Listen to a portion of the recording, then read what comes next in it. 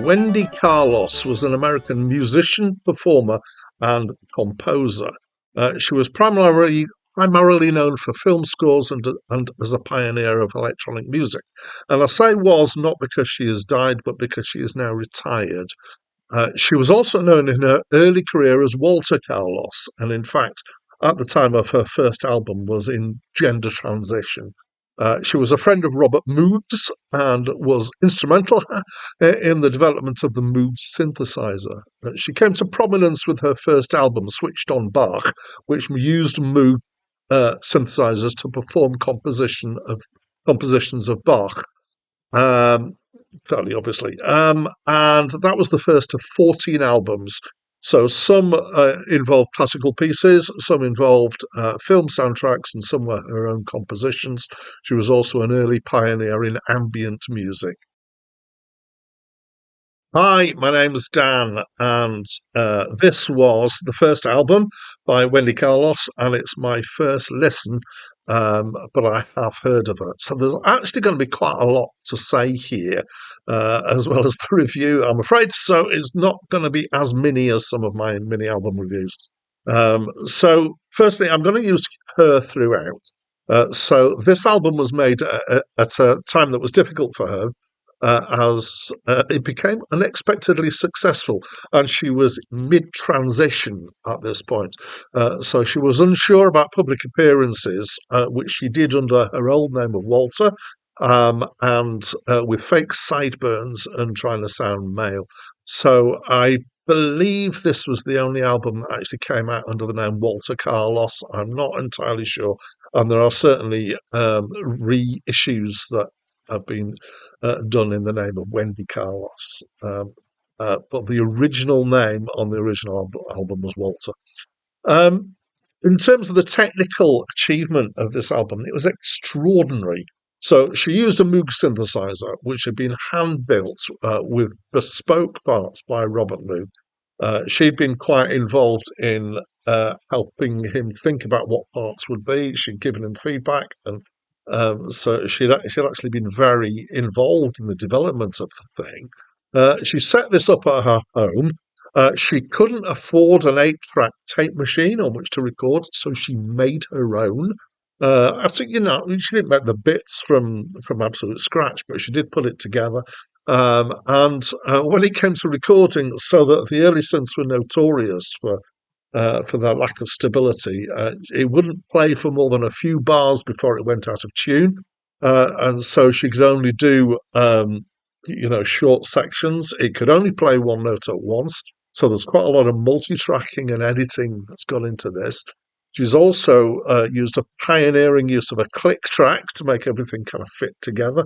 And it took thousands of hours to make. And it was probably a good job that it was recorded in her home setup rather than the studio for two reasons. One is that moving the synthesizer to somewhere else would have been a really bad idea.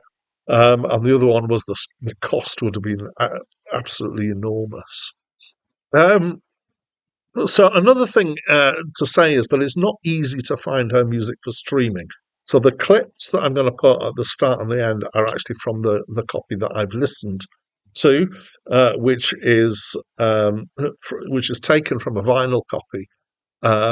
There are copies of CDs and vinyl that are available to buy, and I will link in what I can below. Right, one more factoid before I actually get to the review. So there are two covers for this album. They both have an actor dressed up looking like Bach, and one has him standing, the other one has him sitting. So the sitting one was the original, but was replaced at the insistence of Wendy and her producer, partly because they didn't like his facial expression, but partly because his earphones were plugged into the wrong socket on the synthesizer for it to be an audio output. And this is such a pure geek thing. I love it that they objected because the wire was plugged into the wrong place. Right, finally, we get to the review. It's really good. So I'm a fan of a guy called Isao Tomita, who was a Japanese guy who did a kind of similar thing. He did synth interpretations of classical stuff. starting with Moog. He started doing that about 5 years later. Actually, 3 years, his first album was actually called "Switched on Rock" or something like that, which was obviously a an homage to Switched on Bach. Um, this album doesn't have the same sonic range as the Tomita stuff did.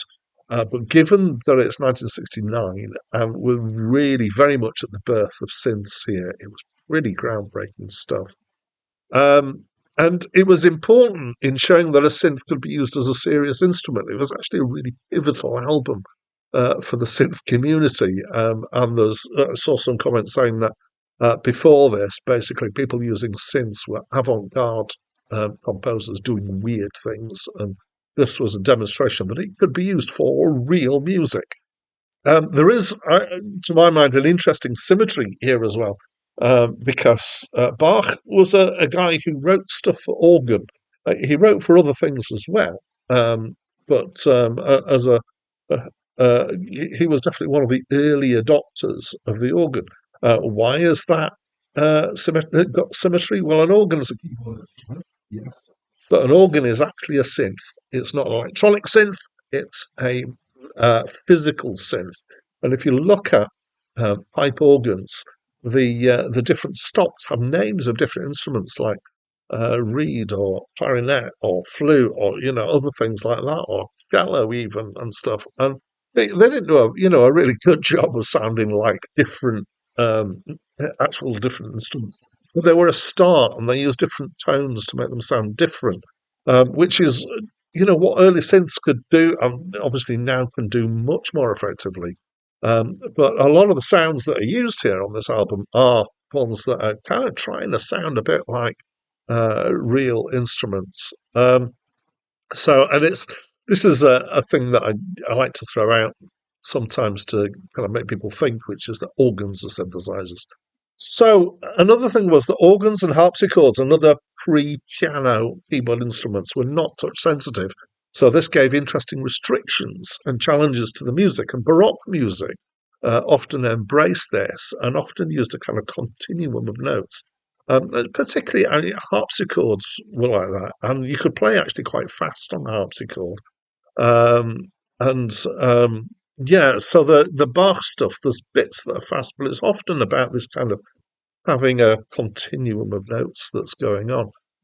So it is obviously a collection of Bach stuff. Some of it is stuff that I know, some of it is stuff that I didn't know.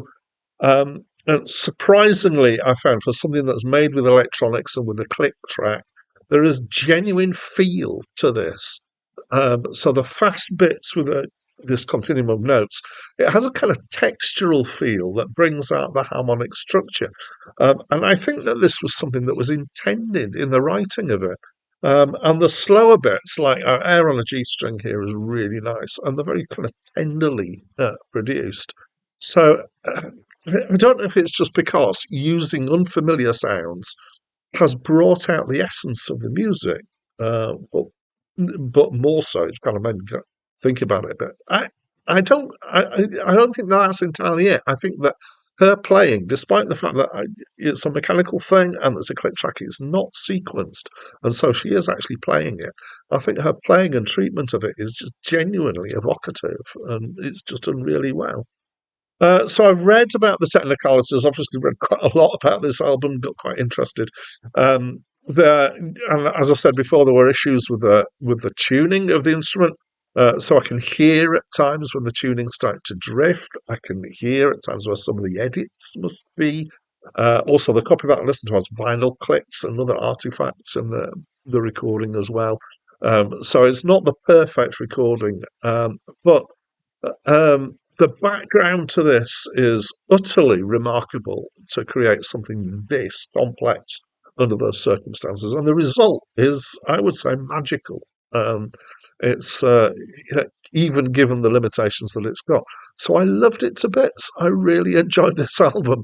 So I'm glad to have encountered this through this process. I've I've heard of this album. I've never actually listened to it before. So That's what I think. I'd love to know what you think about this album, and anything you want to say about the early development of electronic music. I'm very up for any of that stuff.